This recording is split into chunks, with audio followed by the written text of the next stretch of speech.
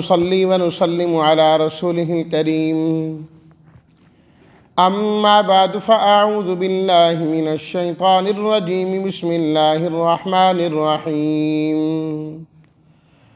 وكذلك جعلناكم أمة وسطا لتكونوا شهداء على الناس ويكون الرسول عليكم شهيدا وما جعلنا القبلة التي كنت عليها إلا لنعلم من يتبع الرسول ممن ينقلب على عقبيه وإن كانت لكبيرة إلا على الذين هدى الله وما كان الله ليضيع إيمانكم إن الله بالناس لرؤوف رحيم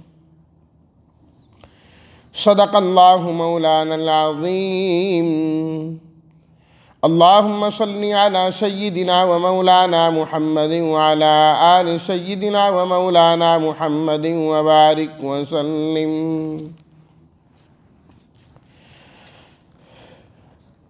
وما جعلنا ما نافیہ نہیں، جعلنا ہم نے بنایا،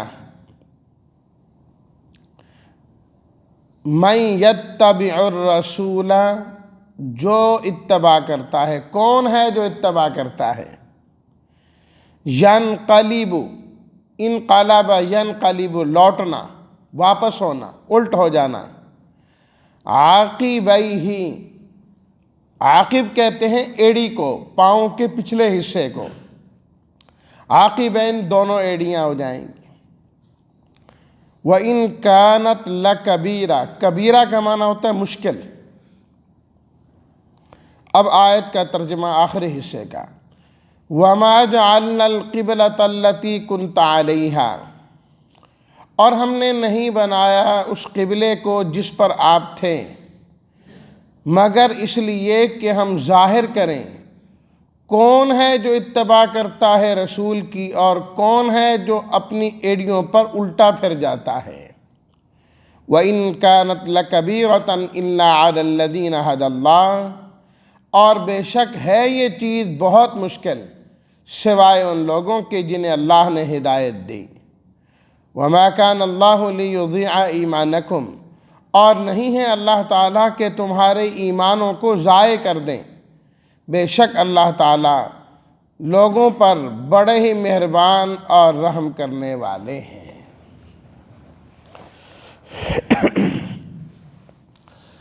بات چل رہی تھی قبلہ کی تبدیلی کی کہ نبی کریم صلی اللہ علیہ وسلم نے ہجرت کے بعد 16-17 مہینے تک بیت المقدس کی طرف منہ کر کے نماز پڑھی، اور اس کے بعد پھر بیت اللہ کی طرف منہ کر کے آپ نماز پڑھنے لگے، رخ جو ہے اس طرف کر لیا۔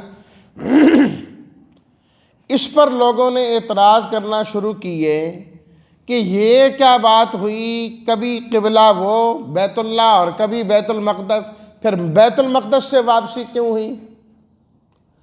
تو اللہ تعالیٰ نے اس پارے کی پہلی آیت میں تو ایک جواب یہ دیا جو حاکمانہ انداز میں اللہ نے دیا، قُلْ لِلَّهِ الْمَشْرِقُ وَالْمَغْرِبُ، مشرق اور مغرب اللہ کا ہے، اس کی مرضی جدھر چاہے حکم دے دے۔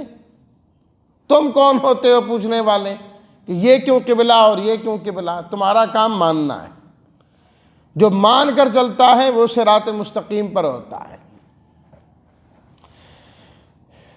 آج کی پڑھی گئی اس آیت کے اس حصے میں اللہ تعالیٰ نے اس کا ایک دوسرا جواب دیا ہے، اور یہ حکیمانہ انداز میں ہے، حکیمانہ انداز میں ہے۔ اللہ تعالیٰ نے فرمایا وَمَا جَعَلْنَا الْقِبْلَةَ الَّتِي كُنْتَ عَلَيْهَا إِلَّا لِنَعْلَمَ، ہم نے وہ قبلہ جو مقرر کیا جس پر آپ چلتے رہے 16-17 مہینے آپ نے اس کی طرف منہ کیا، اس کو ہم نے قبلہ بنایا اور اس کے بعد بدلا، إِلَّا لِنَعْلَمَ مَن يَتَّبِعُ الرَّسُولَ مِمَّن يَنقَلِبُ عَلَىٰ عَقِبَيْهِ، ہم نے اس لیے بدلا تاکہ ہم یہ دیکھ لیں اور یہ واضح کر لیں کہ کون ہمارے رسول کی اتباع کرتا ہے اور کون ہے جو اپنی ایڑیوں پر پیچھے پھر جاتا ہے۔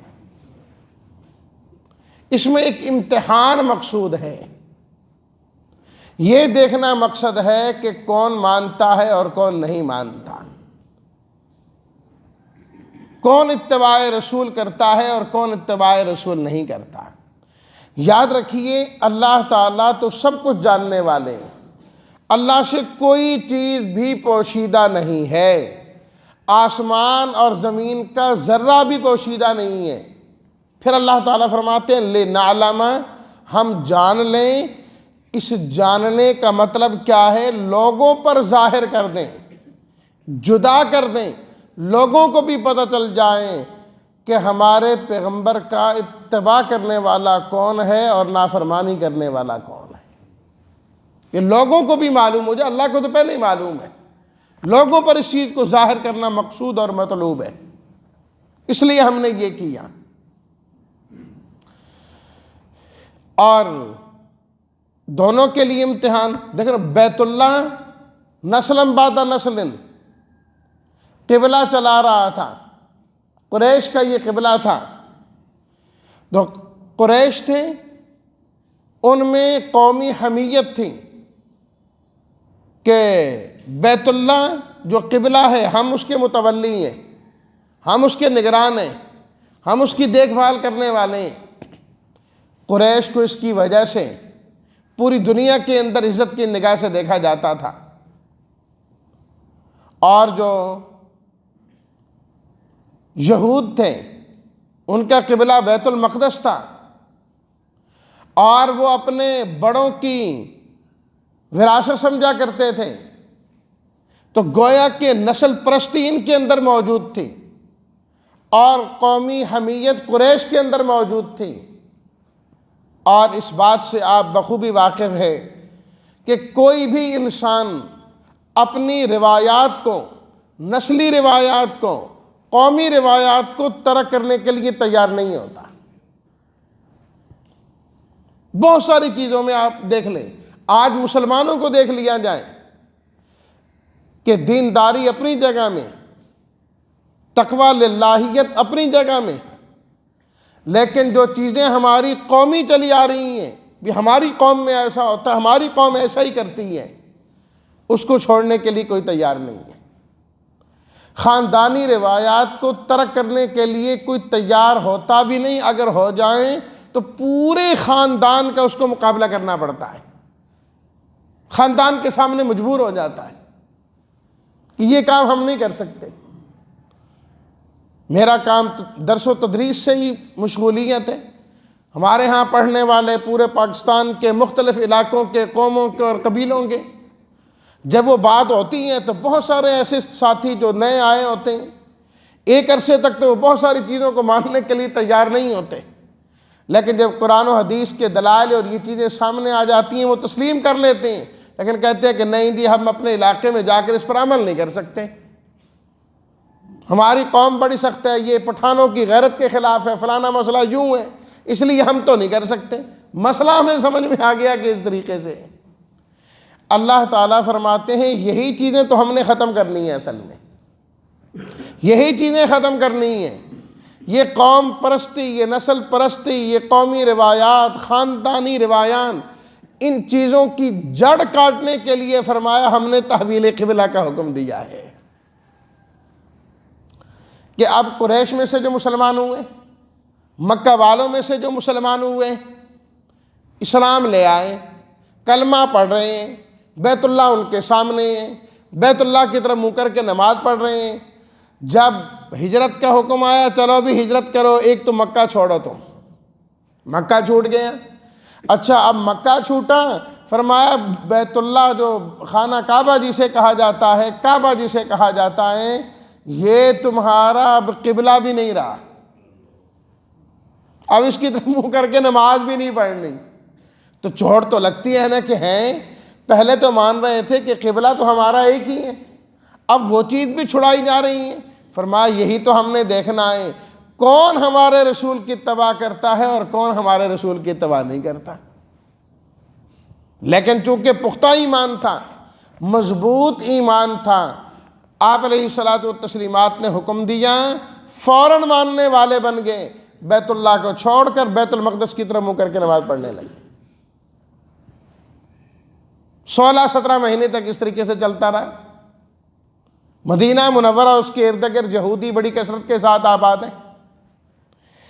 اب 16-17 مہینے کے بعد اچھا اب باری آ گئی ان کی کہ بظاہر یہ خوش ہیں کہ ہمارے بیت المقدس کو قبلہ بنایا گیا ہے، یہ قبلہ ہے۔ انہیں کہا کہ نہیں بھائی نہیں، ایمان تو نام ہے تسلیم و رضا کا، کہ ماننا ہے، بس سمجھ آئے تب ٹھیک ہے، نہ سمجھ آئے تب ٹھیک ہے، ایمان تو یہ۔ لہٰذا اگر تمہارا ایمان ہے، اب بیت المقدس کو قبلہ چھوڑ کر تم نے قبلہ بیت اللہ کو بنانا ہوگا، ادھر آؤ۔ اب ان کا امتحان شروع ہو گیا کہ ہم تو نسل بعد نسل بیت المقدس کی طرف، صخرہ بیت المقدس کی طرف منہ کرتے رہے، تو ہم نے تو ان کو اپنا نبی تسلیم کیا، مان لیا کہ ان کا قبلہ بھی وہی۔ فرمایا وہ تو نسل پرستی میں مانا نا، ایمان کے طور پر مانو گے تو اب پتہ لگے گا، اب پتہ لگے گا۔ یہ نہیں ہے کہ آپ کی اپنی روایات بھی باقی رہیں اور ادھر بھی باقی رہیں، یہ ایمان نہیں ہے۔ ایمان کیا ہے؟ اسلام میں آنا ہے تو پورے پورے آنا ہے۔ بعض اہل کتاب ایمان لائے نا، انہوں نے اس بات کا اظہار کیا نبی کریم صلی اللہ علیہ وسلم کے سامنے، عرض کرنے لگے کہ ہم ایمان لاتے ہیں، لیکن بعض چیزیں وہ جو ہمارے اس دین میں تھی پہلے، ہم اس کو بھی قائم رکھیں گے۔ وہ کیسے؟ جی اس شریعت کے اندر اونٹ کھانا حلال ہے، اس کا گوشت کھایا جا سکتا ہے، ہم نہیں کھایا کرتے تھے، تو اس شریعت میں کھانا کوئی فرض اور لازم تو نہیں ہے نا۔ کائنات میں جتنی حلال چیزیں ہیں، ہر ایمان والے پر کوئی لازم تو نہیں ہے کہ وہ زندگی میں ضرور کھائے ان کو۔ کتنی چیزیں کہ انسان پوری زندگی وہ نہیں کھا پاتا، نہیں موقع ملتا، بہت ساری عام فہم چیزیں، لیکن ہم میں سے مجھ سمیت کتنی چیزیں ہوں گی جو ہم نے کبھی زندگی میں نہیں کھائیں، ہیں حلال ہیں وہ بھی۔ تو اسلام میں کھانا لازم نہیں ہے اور وہاں پر ان کو چھوڑنا ضروری تھا۔ ہم حلال سمجھیں گے لیکن ان کو استعمال نہیں کریں گے۔ اللہ تعالیٰ نے قرآن مجید کی آیت نازل کر دی، یا ایھا الذین آمنوا ادخلوا فی السلم کافہ۔ ایمان والوں، اگر ایمان لائے ہو تو پھر پورے اسلام میں داخل ہونا ہوگا۔ کچھ ادھر سے کچھ ادھر سے، یہ بھی راضی وہ بھی راضی، فرمایا یہ نہیں، اس کا اعتبار ہی نہیں ہے۔ تو اب ان کا امتحان شروع ہوا کہ اگر تم ایمان لائے ہو تو پھر بیت المقدس کو چھوڑ کر بیت اللہ کی طرف تمہیں منہ کرنا ہوگا۔ جب یہ چیز تمہارے اندر آ جائے گی تو تمہارا ایمان کامل ہو جائے گا۔ یہ مطلب ہے لِنَعْلَمَ مَن يَتَّبِعُ الرَّسُولَ مِمَّن يَنْقَلِبُ عَلَىٰ عَقِبَيْهِ، کہ ہم واضح کرنا چاہتے تھے کون ہمارے پیغمبر علیہ السلام کی اتباع کرتا ہے اور کون واپس الٹا پھر جاتا ہے۔ یہ چیز واضح کرنا مقصد ہے۔ اور اسی جواب سے آپ اس بات کو بھی جان لیجئے، اللہ کے ہاں اتباع رسول کی کتنی اہمیت ہے، اتباع رسول کی کتنی اہمیت ہے۔ اللہ نے یہ نہیں فرمایا کہ میں یہ ظاہر کرنا چاہتا ہوں کون میرا بندہ ہے اور کون میرا بندہ نہیں۔ اللہ نے یہ نہیں فرمایا کون میرا حکم مانتا ہے اور نہیں مانتا۔ اللہ نے یہ نہیں فرمایا کون میرے قرآن کا اتباع کرتا ہے کون نہیں کرتا۔ اتباع رسول کی اہمیت بیان کرتے ہوئے فرمایا مَن يَتَّبِعُ الرَّسُولَ میں یہ دیکھنا چاہتا ہوں ایمان والوں میں میرے پیغمبر کا اتباع کرنے والا کون ہے اور میرے پیغمبر کے اتباع کرنے والا کون نہیں ہے۔ اللہ کے ہاں اہمیت اتباع رسول کی ہے کہ کوئی کام بھی کرنا ہے اپنی منمانی سے نہیں کہ میں پسند کرتا ہوں، میرا دل یہ کرتا ہے، میری چاہت یہ ہے۔ یہی تو خواہش پرستی ہوتی ہے کہ میرا دل کر رہا ہے نا، میں وہ کام کر رہا ہوں، چاہے میں نے وہ عبادت کی ہے، نیک کام کیا ہے، لیکن کیا تو اپنی خواہش میں ہے نا، خواہش میں آیا تو کیا، یہ نہیں دیکھا کہ اللہ کا حکم اس وقت کیا ہے، دین کا تقاضا کیا ہے، میرے نبی کا تقاضا کیا ہے۔ اللہ اکبر۔ حضرت تھانوی رحمۃ اللہ علیہ نے ایک شخص کو دیکھا کہ وہ مسجد میں لوگوں کی جوتیاں ٹھیک کر رہا تھا۔ لوگ نماز پڑھنے کے لیے جس طرح باہر جوتیاں اتارتے ہیں تو وہ جوتیاں ٹھیک کرتا تھا، ترتیب کے ساتھ رکھنی، ہر ایک کی جوتی الگ رکھنی۔ حضرت نے اسے کئی دن دیکھا، کئی دن کے بعد فرمایا اس بندے میں تکبر بھرا ہوا ہے، تکبر ہے، تکبر۔ لوگوں نے کہا آپ نے یہ کیسی بات کی، وہ تو اتنا عاجز آدمی ہے، لوگوں کی جوتیاں ٹھیک کرتا ہے۔ فرمایا اسی لیے تو کہہ رہا ہوں کہ متکبر ہے، وہ جوتیاں ٹھیک کر کے یہ سمجھتا ہے میرے جیسا عاجز بندہ ہی کوئی نہیں ہے۔ یہی تو تکبر پیدا ہو رہا ہے اس میں، یہی تو اس میں تکبر پیدا ہو رہا ہے کہ اصل چیز یہ نہیں ہے انسان اپنی خواہش کے پیچھے چلے، اصل چیز یہ ہے اتباع رسول اس کے اندر ہونی چاہیے۔ اور پھر اسی سے آپ اگلی بات، آپ قرآن مجید کا یہ رکوع پڑھ رہے ہیں، اگلا رکوع بھی پڑھیں، جس طرح میں نے تفصیل کے ساتھ آپ کو بتایا کہ بیت اللہ، پھر بیت المقدس، پھر بیت اللہ۔ پورے قرآن مجید میں کہیں بھی اللہ تعالیٰ نے بیت المقدس کی طرف منہ کر کے نماز پڑھنے کا حکم نہیں دیا۔ قرآن کی 30 پارے اٹھا لیں آپ کہ اللہ نے یہ فرمایا ہو کہ تم نے بیت المقدس کی طرف منہ کرنا ہے، پورے قرآن مجید میں کہیں نہیں ہے۔ اللہ کے نبی صلی اللہ علیہ وسلم کی زبان اطہر سے اس کا اعلان کروایا اللہ نے کہ آپ لوگوں کو حکم دیں بیت اللہ کو اپنا قبلہ بنائیں، بیت المقدس کو اپنا قبلہ بنائیں۔ بیت المقدس کو قبلہ بنا لیا، اب فرمایا کہ ہم تمہیں حکم دیتے ہیں بیت المقدس کے بجائے بیت اللہ کو اپنا قبلہ بنا لو۔ اور ذکر کس طریقے سے کیا جو آج آیت کے حصہ ہم نے پڑھا، وَمَا جَعَلْنَا الْقِبْلَةَ الَّتِي كُنْتَ عَلَيْهَا، ہم نے نہیں بنایا تھا اس کو قبلہ جس پر آپ تھے، مگر اس مقصد کے لیے، اس مقصد کے لیے ہم نے، حکم ہے کوئی نہیں، اور اللہ کہتے ہیں ہم نے جو قبلہ بنایا تھا وہ اس کے لیے بنایا تھا۔ تو جو اللہ کے رسول صلی اللہ علیہ وسلم اپنی زبان سے ایک چیز کا حکم دے دیں، اس کی اہمیت بھی اسی طرح ہی ہے جس طرح قرآن مجید کی اہمیت ہوتی ہے۔ اس لیے اللہ کے نبی کے فرمان سے جو حکم ثابت ہوا، اللہ نے اسے جعلنا القبلۃ فرمایا، ہم نے جو قبلہ بنایا ہے وہ اس آزمائش کے لیے ہے، اللہ نے کہا ہمارا بنایا ہوا۔ اور سورہ الفتح کے اندر جو آج فجر میں بھی آیات تلاوت کی گئی، اس میں ایک آیت بھی اسی سے متعلق ہے کہ صلح حدیبیہ کے موقع پر جب واپسی ہوئی تو اللہ تعالیٰ نے فرمایا انا فتحنا لک فتحا مبینا، ہم نے فتح عطا فرما دی، اور ان قریب تمہیں فتوحات نظر آئیں گی۔ ایک موقع آنے والا ہے کہ اللہ تعالیٰ، خیبر کی طرف اشارہ تھا کہ اللہ تعالیٰ تمہیں بڑی غنیمتیں اور فتوحات عطا کریں گے، لیکن ہمارے ساتھ وہی لوگ جائیں گے جو حدیبیہ میں ہمارے ساتھ گئے تھے، اور کوئی نہیں جائے گا، اور کوئی نہیں جائے گا، صرف حدیبیہ والے جائیں گے۔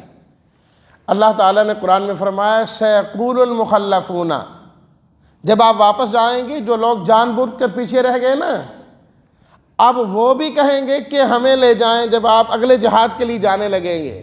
یہاں تو ڈر کے مارے آئے نہیں کہ مکہ میں جا رہے ہیں کہیں لڑائی نہ ہو جائے، جہاد نہ ہو جائے، لڑ کے مارے بھاگ گئے۔ اب آگے جب جائیں گے آپ، ہم نے بتا دیا کہ آپ کو وہاں پر بڑی غنیمت ملے گی، تو یہ پیچھے رہنے والے خود آ کر کہیں گے کہ ہم بھی جانا چاہتے ہیں۔ میرے حبیب آپ ان سے فرما دیں قُل لَن تَتَّبِعُونَا، تم ہمارے ساتھ کبھی نہیں جاؤ گے، اجازت ہی نہیں۔ كَذَلِكُمْ قَالَ اللَّهُ مِن قَبْلُ، اللہ نے اس سے پہلے ہی اسی طریقے سے فرما دیا۔ يُرِيدُونَ أَن يُبَدِّلُوا كَلَامَ اللَّهِ، یہ لوگ چاہتے ہیں اللہ کے کلام کو بدل دیں، ہماری بات کو بدل دیں۔ قرآن کے 30 سپارے پڑھ لیں، آپ 114 صورتیں پڑھ لیں، کہیں یہ نہیں لکھا قرآن کی آیت میں کہ اللہ نے فرمایا ہو جو آپ کے ساتھ صلح حدیبیہ میں گئے تھے خیبر وغیرہ میں بھی وہی جائیں گے، کہیں نہیں لکھا، پورے قرآن میں نہیں ہے۔ اللہ کے نبی صلی اللہ علیہ وسلم نے فرمایا کہ نہیں جائیں گے، صرف وہ جائیں گے جو میرے ساتھ حدیبیہ میں گئے۔ اللہ نے فرمایا کذالکم قال اللہ من قبل، یہ اللہ کا فرمان ہے، اللہ نے اس طریقے سے کہا، حکم اللہ ہی کا ہوگا لیکن الفاظ نبی کریم صلی اللہ علیہ وسلم کے تھے اس موقع پر بھی۔ اسی کو اللہ نے قال اللہ بھی فرمایا اور اسی کو اللہ نے کلام اللہ بھی فرمایا۔ تو جس طرح قرآن سے حکم ثابت ہوتا ہے شریعت کا، اسی طریقے سے نبی کریم صلی اللہ علیہ وسلم کی حدیث سے بھی شریعت کا مسئلہ اور حکم ثابت ہوتا ہے، صاحب اس کی اہمیت بھی اسی طرح۔ اور بلکہ ان واقعات سے تو یہ بات معلوم ہوئی کہ قرآن کی آیت کے ذریعے نبی کریم صلی اللہ علیہ وسلم کے فرمان کو بھی منسوخ کیا جا سکتا ہے، تو اتباع رسول فرمایا کہ یہ اصل چیز ہے، ہم نے یہ دیکھنی تھی۔ وَإِن كَانَتْ لَكَبِيرَةً إِلَّا عَلَى الَّذِينَ هَدَى اللَّهُ، فرمایا یہ کام بڑا مشکل ہے۔ کون اپنی قومی چیزوں کو چھوڑتا ہے اور نسلی چیزوں کو چھوڑتا ہے؟ جسے اللہ ہدایت عطا کر دے اس کے لیے کوئی مشکل نہیں ہے، ہدایت والا۔ اور آخری جملے میں فرمایا وَمَا كَانَ اللَّهُ لِيُضِيعَ إِيمَانَكُمْ، جب بیت اللہ کو قبلہ بنا لیا گیا نا دوبارہ، تو بہت سارے لوگوں کے ذہن میں یہ بات آئی، ایک تو کافروں کی طرف سے بھی، وہ کہنے لگے جی اب تمہارا دین کدھر گیا؟ تم نے جو کہا بیت اللہ جو ہے وہ قبلہ ہے، تو جب بیت المقدس بنایا تھا تو وہ تو بے دینی تھی نا، پھر وہ دین تو گیا۔ اللہ نے فرمایا نہیں، وَمَا كَانَ اللَّهُ لِيُضِيعَ إِيمَانَكُمْ، اللہ تمہارے ایمانوں کو ضائع کرنے والے